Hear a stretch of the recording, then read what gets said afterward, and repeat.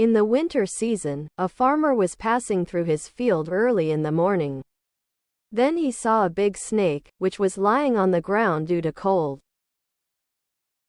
The farmer knew how dangerous the snakes were, yet he picked it up from the ground and put it back in his shirt to give it life and warmth. The snake soon regained consciousness due to the heat of the clothes. After regaining consciousness, the snake had enough strength and bit the man, who was very kind to him and saved his life. Snakebite was very fatal. Snake poison starts flowing in the farmer's veins, and slowly the farmer fainted and died. As the farmer breathed his last, he said to the bystanders, "Learn from my condition never to pity a scoundrel." There are some people who never change their nature no matter how well we treat them.